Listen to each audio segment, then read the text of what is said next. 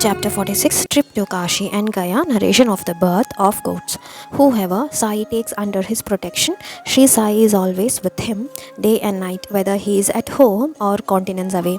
Wherever the devotee goes, in each and every place he finds Sai has pressed him and gives him darshan unexpectedly. Inwardly, Baba plays all the games but outwardly displays the flag of detachment. He does things himself but poses himself as a non doer. Chanting of a sweet name fulfills the desire of the desirous, and to the detached gives his own adobe. Passion and ignorance will undoubtedly be wiped out, and the goodness will gradually arise, and then the store of merit will increase. Once the righteousness is awakened, passion will follow quickly. The sense of pleasure lose their hold, and self knowledge mandates immediately. Once the sadhak, a disciple, becomes calm and perfects his devotion with joy, he will surrender at Sai's feet. This is the only sure sign. I am that is the essence of knowledge. Dislike for the sense pleasure is the supreme passion. Aversion for conditioned existence comes at that stage. Blessed is the greatness of such devotion. If it is performed with singular faith and devotedness, then peace, detachment, and repute are always in its power. Union with God becomes slave to such a devotee. Salvation is not even asked for, and holy places long to touch such feet. The sacred thread ceremony of Babu, the elder son of Kaka Sahib Dikshit, was fixed for performance at Nagpur. The marriage of the eldest son of Nana Sahib Chandorkar was also fixed in Gwalior. He wanted Kaka to come after the thread ceremony was over to Gwalior for the wedding, and he felt that there should be no delay on account of Kaka. Therefore, he fixed an auspicious time such that would be suitable. After fixing the auspicious time for his son's marriage, Nana Sahib came to Shirdi with eagerness of Sai's darshan and to invite them. Then Baba said, Take Shama with you. 2 days later, Kaka invited Baba for the thread ceremony. Baba told him also, take Shama with you.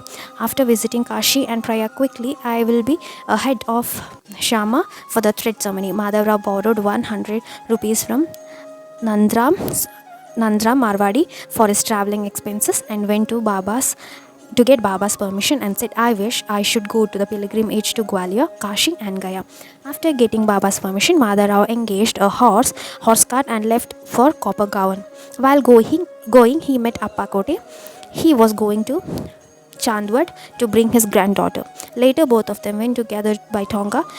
Kote Patil did not have money for the travel. Later, he went to Gwalior. After the thread ceremony of the son of Kaka Sahib, Nana's relative, father-in-law of his child, Srimat Jatar, was the owner of the temple of Lakshmi Narayan at Mangalghat of Kashi. From Gwalior, Madhavrao went to Mathura. He was accompanied by Penda, the brother-in-law of Nana Sahib, and the imandar named Auji.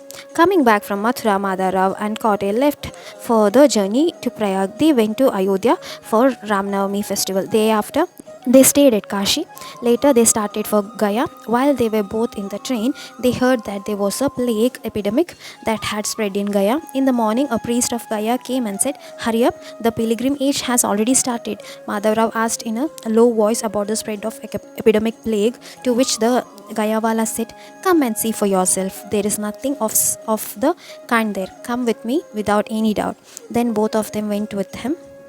There was another reason for their happiness, because where they had sat down, they saw her portrait in front of them. Seeing it, Madhavrao was choked with emotion.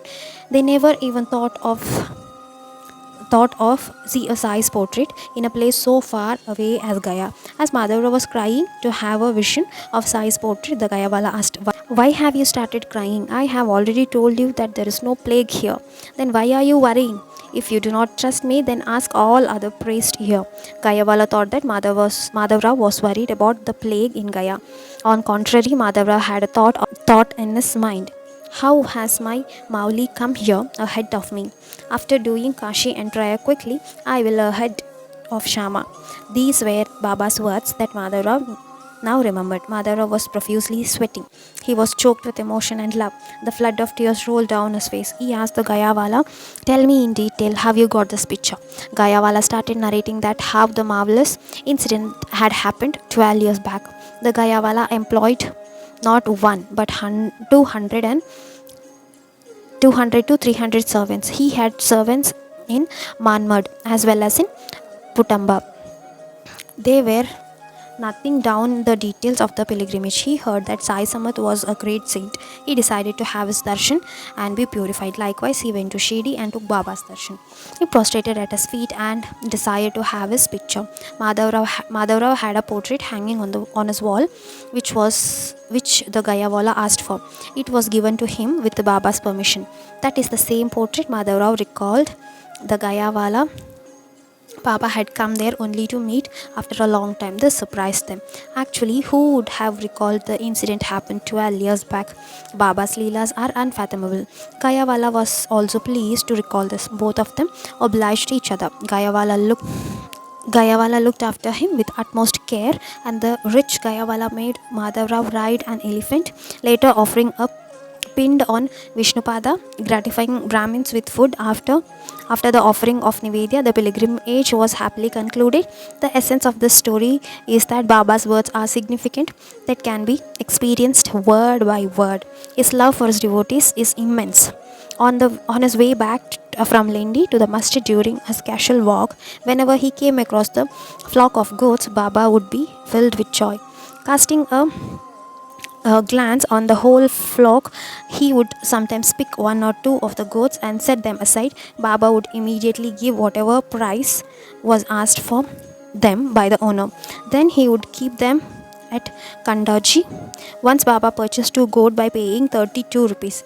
Everyone was surprised. As soon as he saw these two, a sudden love sprang up for them. He went there and patted them on their backs. Seeing both of them born as animals, Sai Samat felt compassion for them. Finding them in such a state, he was full of pity.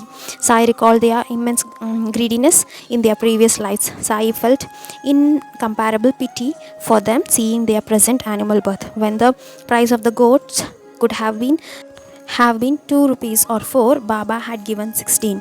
Tatya Kote Patil was amazed to see it. The price was asked and the bargain sealed. Seeing this with their own eyes, Madhavrao, along with Tatya, scoffed at Baba's behavior. They did not like Baba's dealing. Baba did not move even a little and remained peaceful. They asked Baba, what type of generosity is this? 32 rupees have been wasted.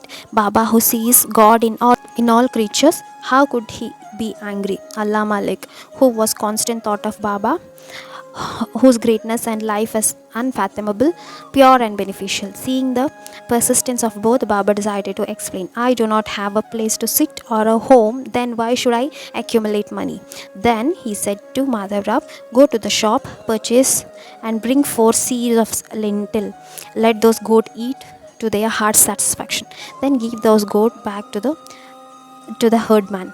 It was done accordingly. Thus Baba's money was spent and the herdsman got back the goats free of cost. To cool the anger of both Tatya and Shama, Baba told a beautiful story of the previous births of those goats. In their past births, both these human beings stayed near me. They were brothers in their past lives. At first, they loved each other. They usually ate and lived together, but the greed for money brought enmity between them. Sai, who keeps his devotees accounts of past and future of 72 generations, his devotees would meet him in any birth. Om Shri Sai Nathaya Namaha.